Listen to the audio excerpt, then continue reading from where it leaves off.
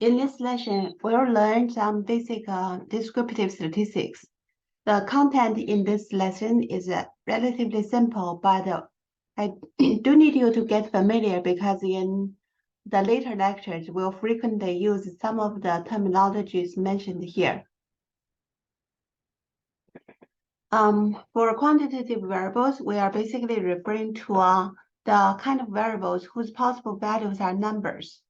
And these numbers, we can compute the distances between the numbers, or we can also try to, for example, look at how far is one away from the other, and also compare them. For these numbers, we can also do some kind of graphical plot to show how to easily show the pattern. These plots including the bar plot, histogram, and pie chart or box plot, and so on. Histogram is one of those that's seen very frequently. So basically, we try to we summarize the data by split the data into intervals or call them binning the variable. The bins are basically equally spaced, and we try to count how many of the values are in each of the bins, or called the intervals. And the height of each bar gives either the count or proportion of values in that interval. If we have data that are continuous, meaning that the variable could take the entire interval as possible values, in that case, the bar will have no gap between the different vertical bars. On the other hand, if what we present is for the different categories, and these categories are ordered, and then the bars are used to summarize the count or proportion. In that case, the different bars would be separated. The separated bars, they are not really referred as a histogram. Instead, they are called bar plot. And in the histogram, these bars are not going to be separated. They are right next to each other. There's no gap. Here's a simple example. It's about the average number of ticks on grazing cattle using a currently marketed repellent. 34 is the average number for the current repellent. And an entomologist wants to demonstrate that using a new repellent will result in a reduction in the average number of ticks. So in the experiment, the scientists exposed the calves to specify the number of ticks in a lab setting and records the number of ticks after 1 hour of exposure. So the number of tested ticks for the 100 cows are in the table below. By looking at these numbers, directly comparing them by looking at the numbers is difficult. So generally, we would like to first summarize these numbers in a numerical or graphical plot. To do the graphical plot, we can use the box plot, histogram, and here we just mentioned the histogram. Let's try with the histogram. For this case, we'll first split the data into intervals. For example, 11 intervals. The first interval starts from a little bit below the smallest value and then go up a little bit. These intervals are of equal width. And within each interval, we count how many observed values are there. That is recorded in the column frequency. And the next column gives the relative frequency, which is the frequency divided by the total count. And then afterward, we use the bar height to represent these relative frequencies. So this slide shows the frequency histogram and the density histogram. The one showing the count, the frequency, is the frequency histogram, and the one showing the relative frequency is called the density histogram. In either case, these plots look identical except that the vertical scales are different because the density histogram, the count was divided by the total count. Generally, out of a histogram, what we want to see is the shape of the distribution. In particular, we want to see whether the data are like symmetrically distributed. For symmetric data, in the later part of interlectures, you will find that symmetric data will make the analysis much easier, including a lot of the inference procedures later on. For example, you try to come up with an interval estimate of the unknown population center. Such symmetrical data would allow many different estimates available. But on the other hand, if data has other properties such as having two different peaks, in this case, we say it's a bimodal. If there are multiple peaks, we say it's a multimodal. For this kind of data, it generally indicates that it's possible that the data collected were actually from different populations, but they were mixed together.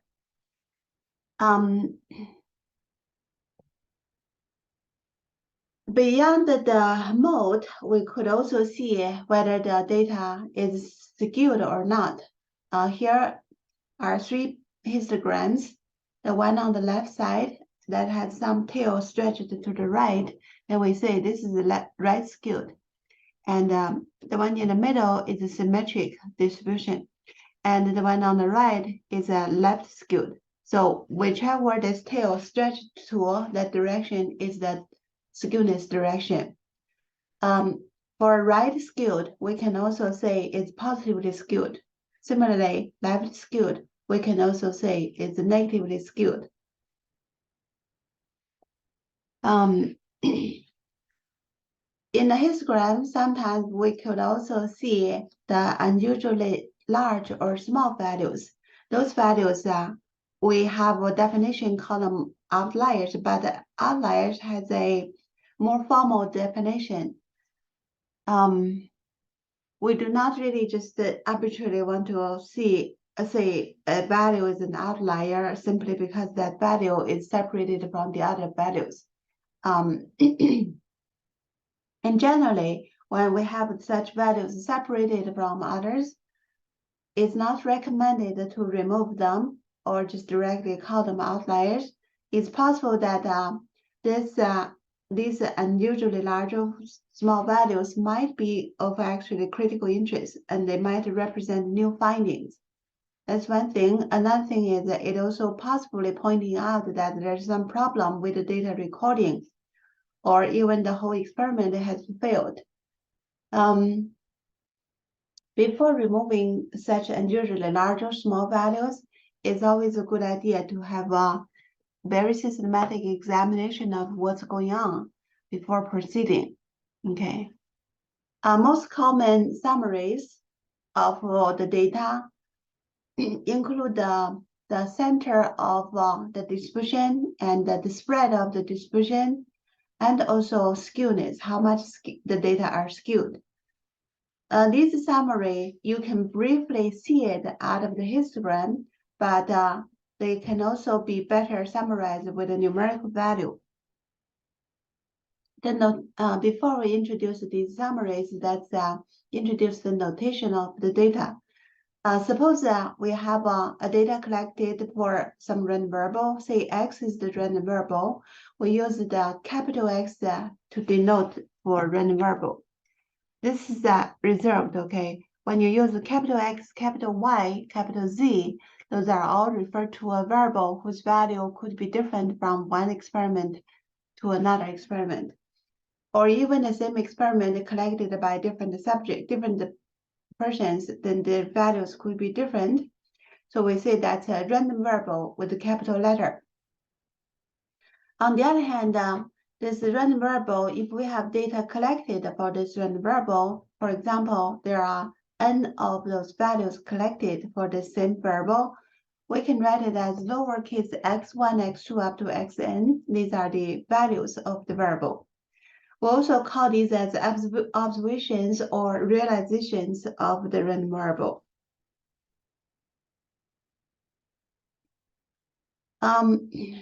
So we are curious about where are the data distributed, particularly where's the center of the data, and that's generally sample mean is one of those to describe the center of the data.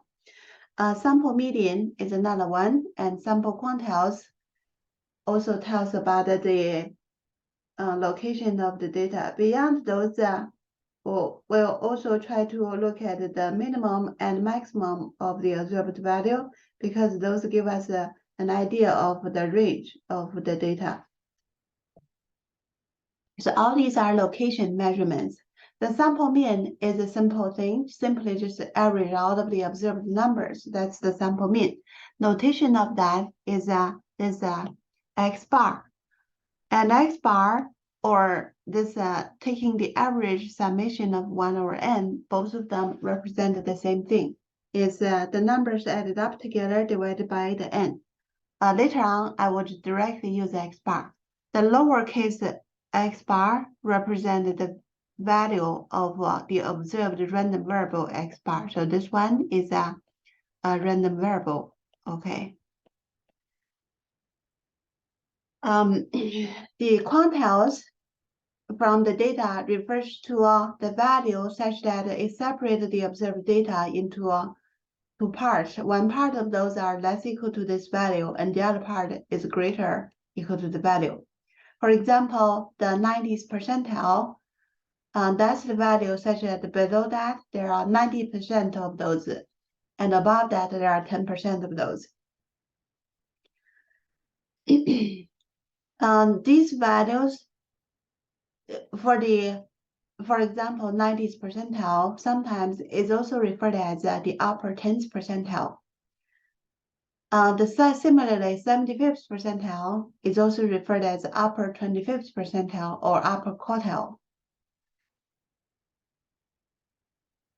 Some of the quantiles have special names. These quantiles are also percentiles. So 50th percentile is referred as median. You can write it as the Q.5 or just directly say 50th percentile. Lower quartile are the 25th percentile, is the 25th percentile. A notation could also use Q.25 for it. And upper quartile is the 75th percentile. And the minimum is simply the smallest value. Maximum is the largest value of the variable. These minimum and those quartiles, we can put them together. That makes up the 5-number summary of the data. And these 5-number summaries, we generally like to put them together in a plot to help to quickly see how the data are spread out. If we put them together into a single plot, that is the box plot. We put the middle line for the median, middle line for the location for the median location. And for the lower quartile, we also put a line and upper quartile. And then we connect it together in a box. And then we make a whisker to go from the lowest quartile to its value. Let's say call it, if you directly do so, this is the simplest box plot. But generally, we don't really make this whisker go all the way to the minimum, because sometimes this minimum could be extremely small compared to the rest of the data. So if that's the case, we try to make the whisker go to somewhere that's not unusually large or small. Later on, we'll talk about the detail of that. Okay. Oh, by the way, we'll talk about detail of that later. So how wide is the data actually distributed? Those things can be indicated by one of the, generally, the following three of the terms describe how wide our data distributed. One is the range. Range simply refers to the maximum of the data minus the minimum. Maximum minus the minimum, that's the range. The next one is the interquartile range. This refers to the Q3, the third quartile minus the first quartile. The last one is the standard deviation. And this is the squared deviation of the observed data. We use xi minus the average, and we take the summation, and then we divide by the n minus 1. This is taking square root. This is the standard deviation from the data. I will again go through these slides again, okay? So the range and IQR. Range is just the largest minus the smallest. And then because the largest and the smallest tend to be affected by the extreme values, so if you have some unusually large or small values, this range will quickly change. Sometimes the notation of range might be referring to the minimum and maximum this interval rather than the difference. So make sure that you separate the two situations based on the context. The IQR is defined as the upper quartile minus the lower quartile, so 75th percentile minus the 25th percentile, which captures about the middle 50% of the data. For example, what's shown in this plot is like a smooth version of the histogram, and the median is in the middle. Lower 25 percentile and the upper quartile are shown in the plot. Here's the lower quartile, that's the upper quartile, and in the middle is the 50% that's captured by the interquartile range. Standard deviation is this squared deviation from the average for each of the data point by the average divided by the n minus 1. Here the standard deviation is used to talk about the typical deviation. But even though it's a typical deviation, because it's average, sometimes some of the data xi's might be more than this one standard deviation away from the x bar, and the others are less than one standard deviation away. And in this computation, we're using n minus 1 in the denominator.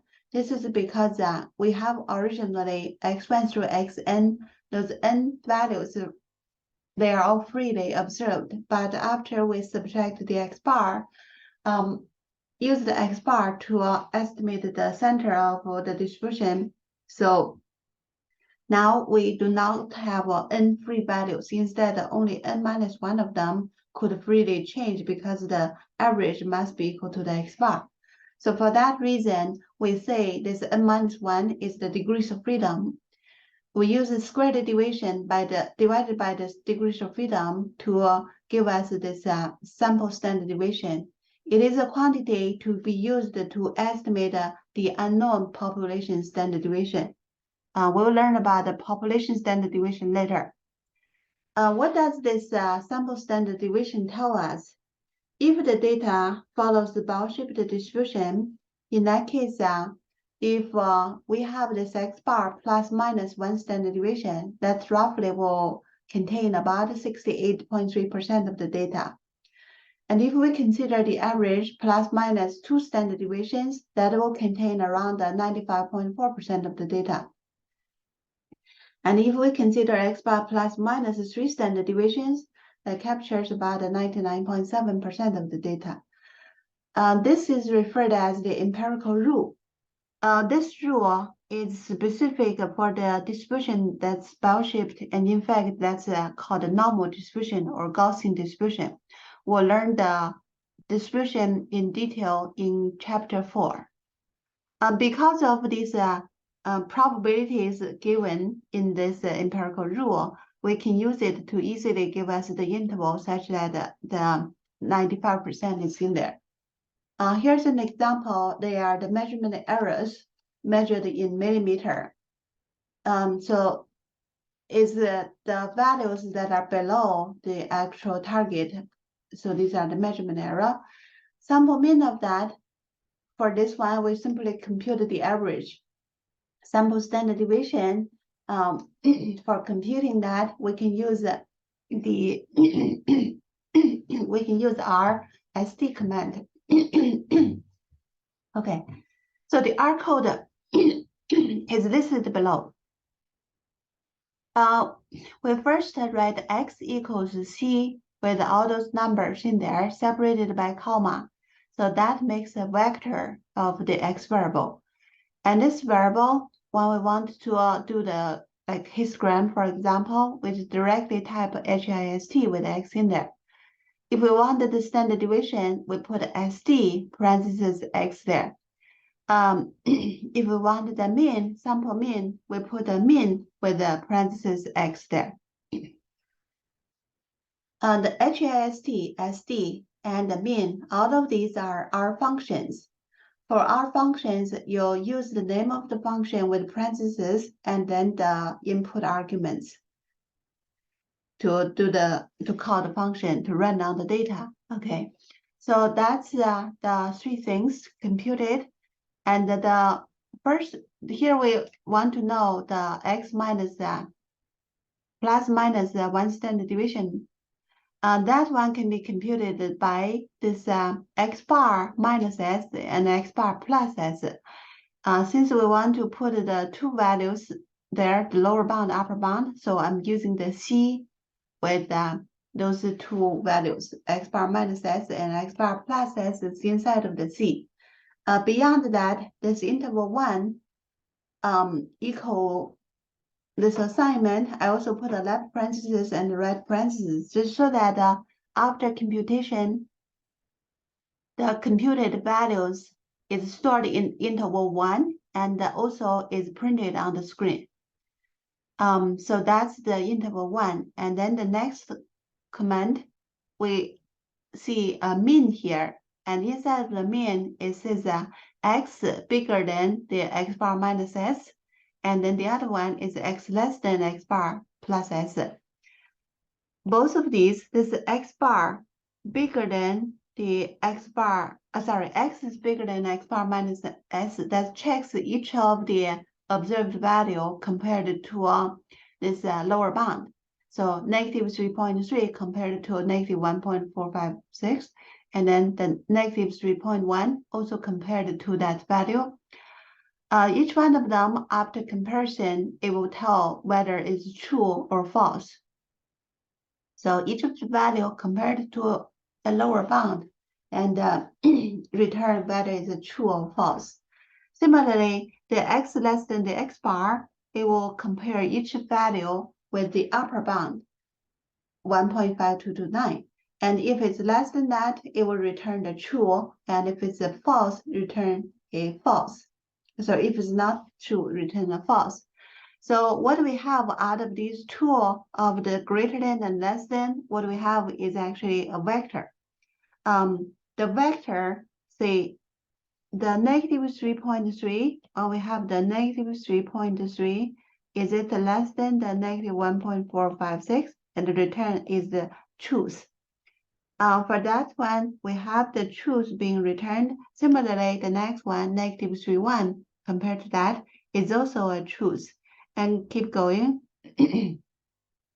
truth and so on. So that's the first one is a vector of true or false. And the second one is a vector of also true or false. See, let's see. Negative 3.1, is it bigger than the 1.52? No, it's not. So it's a false here. And then the next one is a negative 3.3. I'm sorry. Whether it's a less than the 1.5. So yes, it's less than the 1.52. So we get true. And the next one, negative 3.1 is less than 1.52, is also true, and so on. So we have two vectors of these true or false, and then afterward, you see this and sign. This and sign will do an operation of each of the element in the two vectors component-wise. So these two were first operated together using the logical AND. True and true together is an AND. The true together will give a true. Result is the true. The AND operation requires both of them to be true in order to give us true. If you have one of them being true, the other one is false, this together, the operation and operation will give us the false. Okay, so that's this operation between the two logical vectors. In the end, we're going to have a single vector, and the values of that would be the true or false. If the value is true, that tells that that value, the observed value, is inside of the interval. And if it's false, that means that this value is either smaller than the lower bound or larger than the upper bound, so it's not in the interval. And then afterward, this entire true or false vector, if you use a mathematical operation on it, each of the true will be converted to a 1. So true is converted to 1, and false will be converted to 0 whenever you do mathematical operations such as min or sum on it. So in the slide here, I have a min command onto that. So this is the min operation on the logical vector. So all the true will be turned to 1, all the false will be turned to 0. So 1 and zeros, when you calculate the mean, it becomes the proportion of those ones. In other words, is the proportion of the values inside of the interval. This kind of calculation will be used quite often in the course. So you use the mean of the logical vector to calculate the sample proportion. So that's to see whether this first interval contains, what proportion of the values are in the first interval. You can also do that by considering the x bar plus minus 2 standard deviations and check what proportion of those are inside of the interval. Similarly, for the 3 standard deviations below and above the average. For this example, there were 80% in the first interval, 90% in the second, and 100% in the third. For this one, the data, is that a symmetric distribution or not? Here, this one, the empirical rule compared to this actual result, 80%, 90%, and 100%. This empirical rule is the theoretical result. And what we see here, 80, 90, 100, those are the sample result. The samples will always have some variations. Empirical rule only give us a guide of roughly what will happen. So for this case, if the data is actually from normally distributed, in that case, we would have around 68.3%, but in this one, we have 80%, so more data are within the 1 standard deviation. So for empirical rule, we would roughly tell that 68%, but since data has variations, we could also compare the result to the empirical rule to give us an idea of whether the data seems to be reasonable to be assumed to come from normal distribution. In this case, since this 80% compared to the 68.3%, it seems to be too big. Compared to the standard deviation is only 1.4. So most likely this data is not necessarily be from normally distributed. Okay. The next concept is the variance. Variance is simply the square of the standard deviation.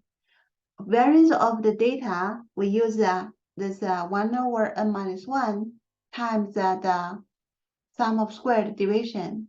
And this variance will be used very frequently in the entire course. Variance generally tells us about the squared deviation, typical average squared deviation from the average. This slide talks about the mean and the median and compare them. The mean and median is not always equal if the data is not symmetrically distributed. For the tick data in that example, if we computed the mean, we see that it's 28.81 and the median is 29. These two are very close. The next example is a yearly mercury concentration at a site in Mediterranean Sea. These are for 2 different years. The numbers for the year 1969 is on the first row, and numbers on the 1992 is on the second row. And if we want to compute the median, we can just assign the values from the first row to a variable x and assign the values from the second row to a variable y. And then we do the median of parentheses x that will compute the median of the first row. Oh, I'm sorry. Yeah, these are the 2 different sites. Oh, okay.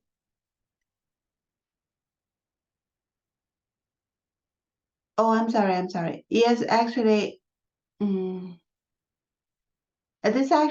data is really the yearly concentration difference between the 2 different years. Okay, so in the slide, I forgot to mention that this is actually yearly concentration difference.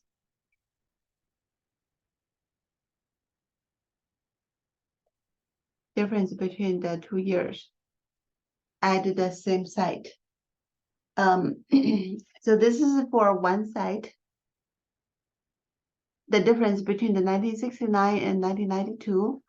And then we try to consider another site. We have the difference being 160.5. Okay, so these are the, no, that's not correct. Okay, I'd better check it carefully.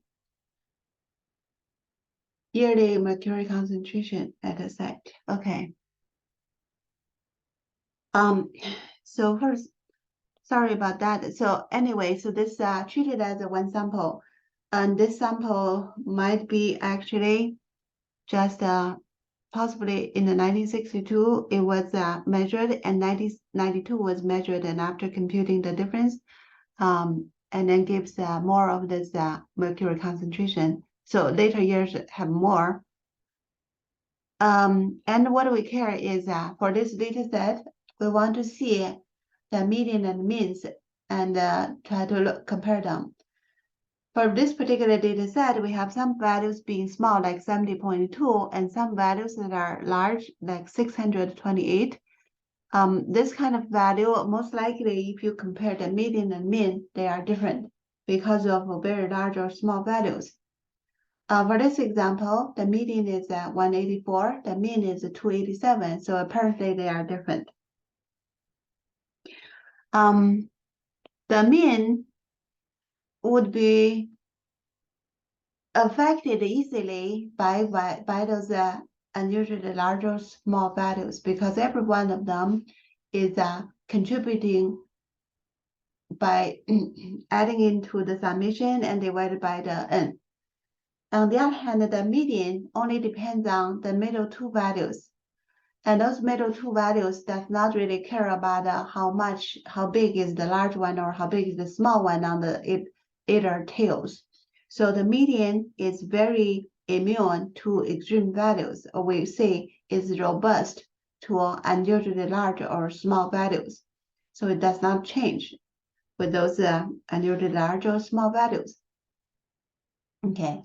For example, with this simple set of number 1, 2, 3, 4, 5, instead of that, suppose that if the number is recorded wrong for the last one, instead of 5 is recorded as 500, then the mean is 3 for the first set, but after recording error, the mean will change a lot because of the 500 in there. On the other hand, the median will stay as the 3, so it's not going to change. So median is robust. This word robust. Similarly, the IQR computed from the quartiles, first and third quartiles, is also robust, but standard deviation is not robust.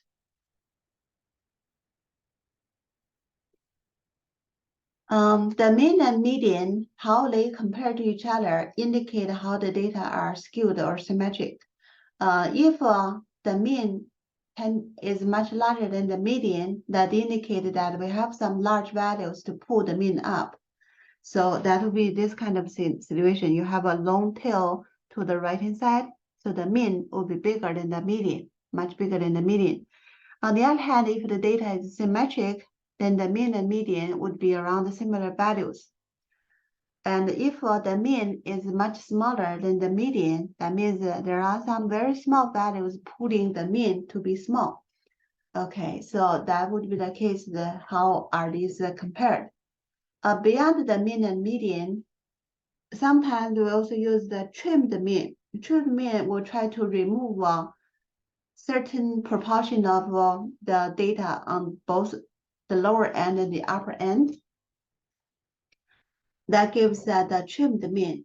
For example, 10% trimmed mean would remove 10% smallest value on the lower end and also remove 10% on the upper end. Trimmed mean compared to the mean is less sensitive because of trimming off the smaller and the larger values. There's also a mode. Mode simply refers to where the peak is observed. For example, in this one, the mode is here. That's where the peak is observed. If the data is symmetric, mode and the median and the trimmed mean and the sample mean, all of them will overlap. But if the data is not symmetric, mode tend to be different from the rest, obviously.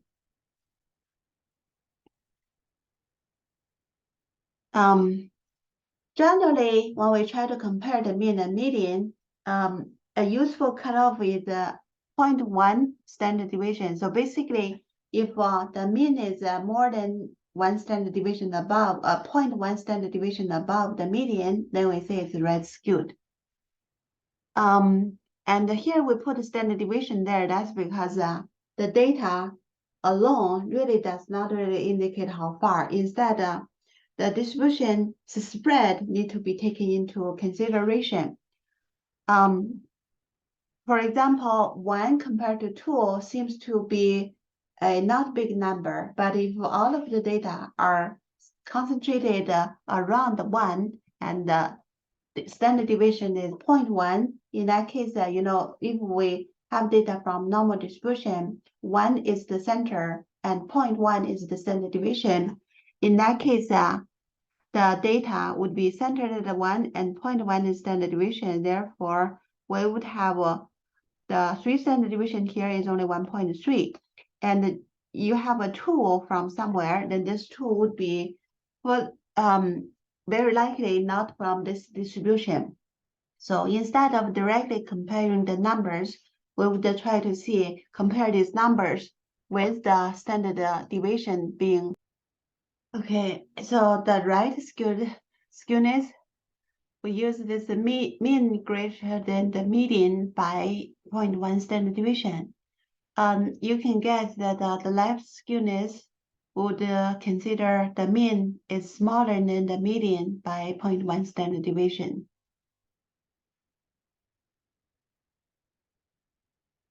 Where does the right skewness show up in reality? Data are pretty common to have right skewed. The right skewness for those finance data or economics, like incomes, compensations, firm size, bank account balances. These are some examples. Beyond those, some of these high throughput data, for example, the microarray experiment, the observed values are the light intensity scanned from some instrument, and generally those data are also right skewed.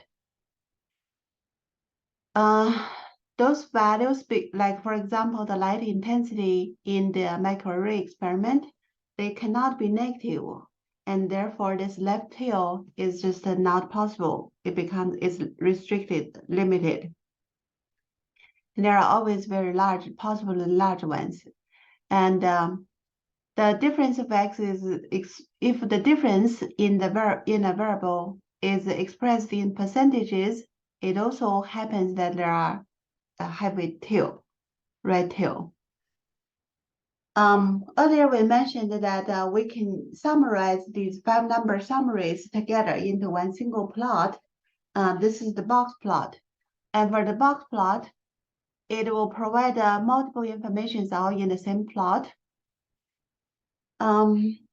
Here is an example of the box plot, and this is for two different sites, two sites rather than just one site. Okay, for two different sites, the observed data are plotted together with the box plot. So basically, each one of them present us those 5 number summaries with these little circles to represent that those values compared to other values in that sample, they are unusually large. So this is a box plot. What you saw, these two side by side, is referred as side by side box plot. How do we interpret the box plot? What we have is the median given by the middle here. This is the 50th percentile. So this part is the median 50th percentile. And this one is the upper quartile, and this one is the lower quartile. And then we also have these whiskers. Whiskers go all the way from the nearest quartile to the value that's not outlier. Okay, what is the outlier? This outlier is defined as the values that are above third quartile by 1.5 interquartile range, or the values that are below the first quartile by 1.5 interquartile range. Those are referred as outliers. So basically, if any of the values is more than 1.5 IQR above the nearest quartile, then we say those are outliers. Outliers are noted with a circle, solid circle, or in some cases with a little plus sign, depending on the software being used. So this is the information presented in the box plot. If you see these circles indicating the outliers, that would represent that the data tend to be skewed. And for example, in this case, we see the circles on the top, and that basically make the range on top further, like here, this part. If we consider that, that's from the maximum to the third quartile. That range is much better, much larger than the range from the minimum to the first quartile. So the data are right skewed or positive skewed in this case. And here is the comparative box plot side by side. Is again for the yearly for the yearly mercury concentration at two sites. So what do we have here? For site 1, seems to be the values to be small, and for site 2, the values seems to be large. When we present them together onto the box plot, we can see many things from the one simple plot. We see the spread. Like the first one has a pretty big spread from here all the way to there. That's big spread for the site 2, and a much smaller spread for the site 1. So that's one thing, comparing the dispersion or deviation. Okay, and the next thing that we can compare is the median of the distribution, because the middle, the bar inside of the box is the median. So we could compare the location of the median. When we look at these two, it's obvious that the site 2 has a bigger median compared to the site 1.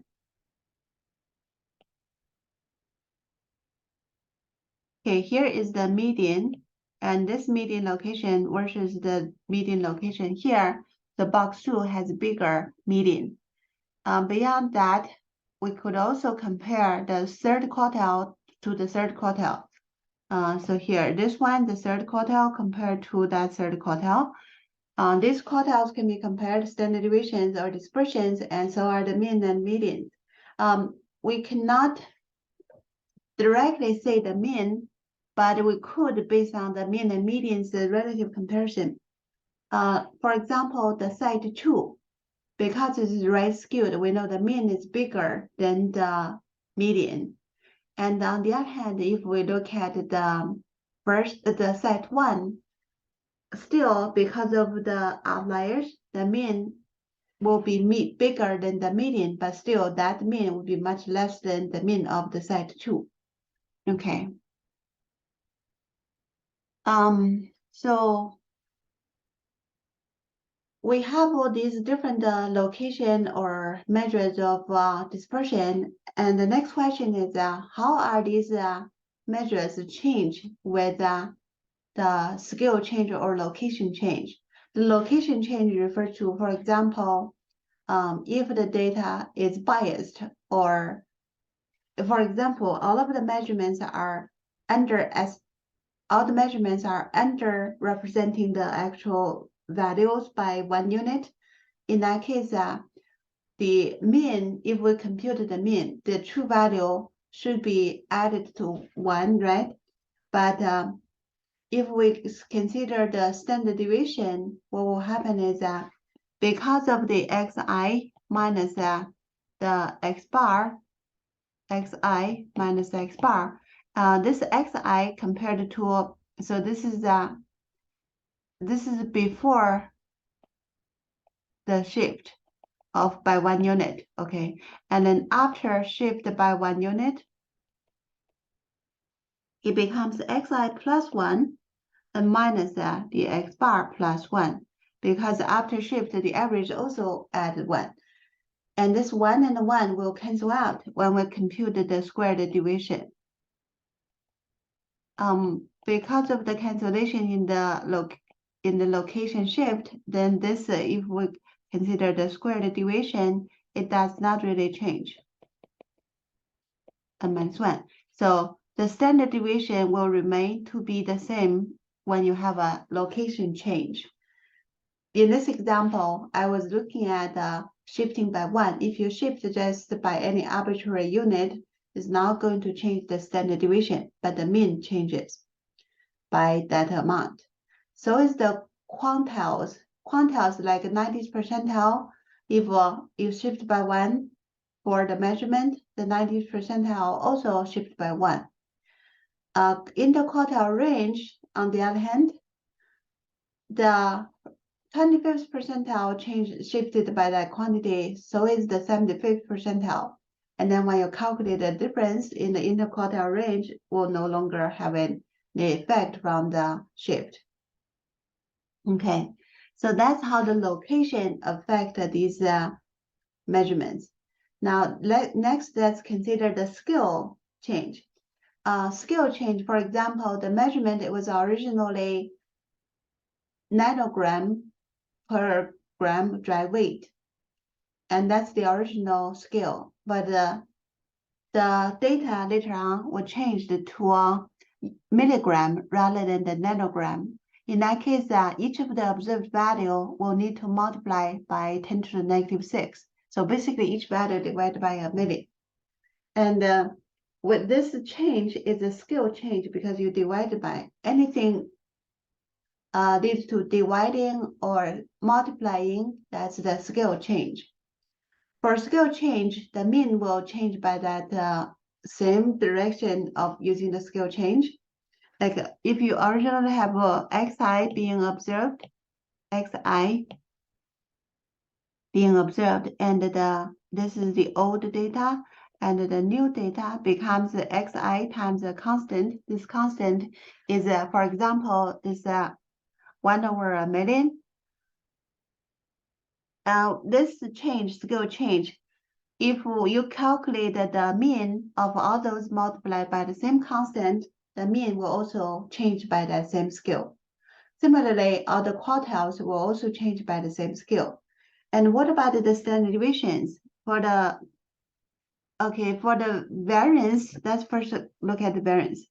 The variance before the change becomes the summation of the xi times the constant minus the x bar times the same constant taking the square. So this is before. And then the after, will become the same 1 over n minus 1, take the summation, and we have I'm sorry. So this one, what I computed earlier was the after change. Okay, this one was the after.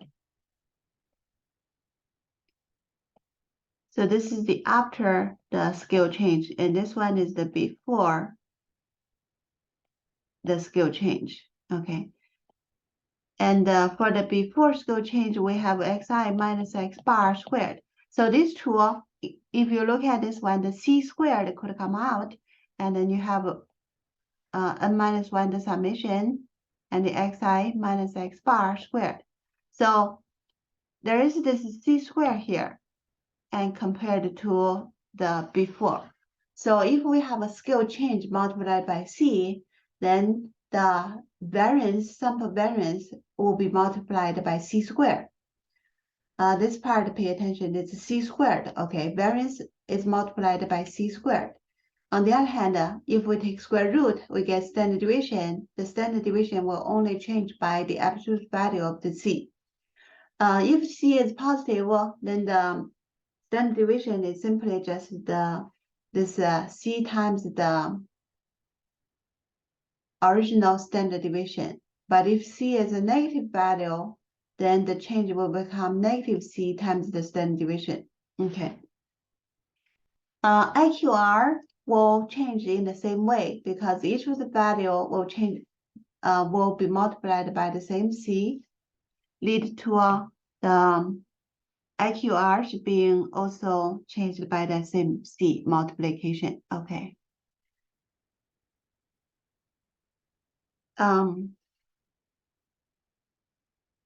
So this summarizes what we just went through. If we have these numerical measures and we're not sure of what is it, whether it's a location measure or a skill measure. If you're not sure about that, there's a good way to check it is to adding something or multiplying something to see whether there's a measure change or not. If after you add something, then this measure also had to add, then it's a location measure. On the other hand, if you multiply and, if you add and then the measure does not change, then this is a dispersion variation measure. For the location measure, we do not have for the location, okay, location measure. We change in both this shift and also the scale. For the dispersion measure, it does not change with the shift, but change with the scale. Okay. So here is a general rule. When we have a shift in the location, so x plus c becomes the new variable, and then the mean will become the mean plus the c. If you have standard deviation adding a constant, then it does not change. Sorry, the variable adding a constant and then you compute standard deviation, it does not change. For median, it will add the shift. For quartile, also adding, but interquartile does not change.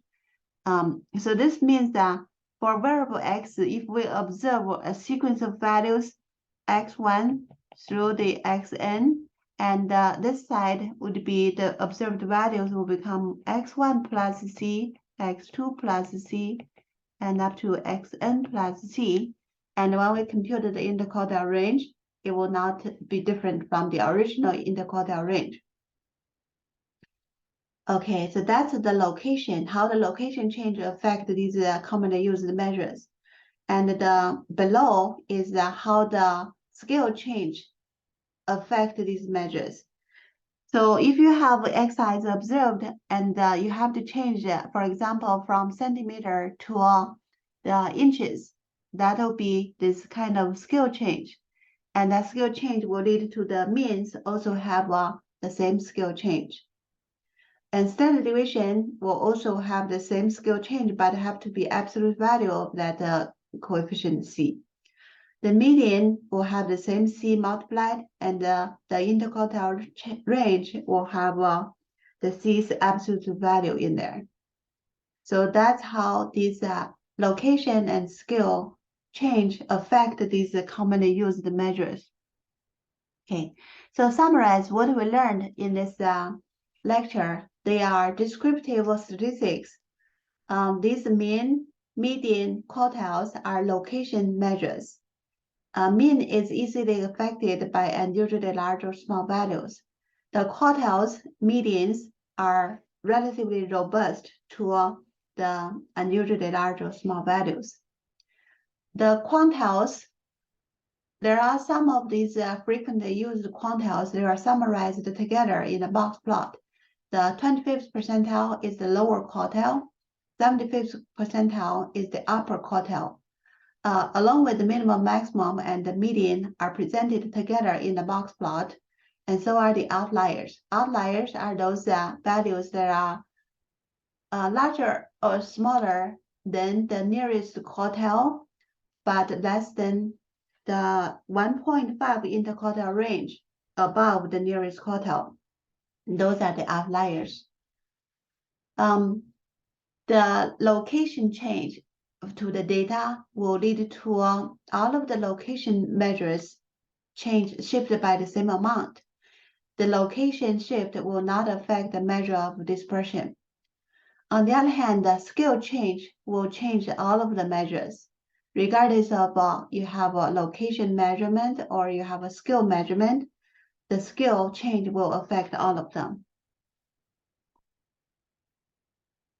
That's all for this lecture.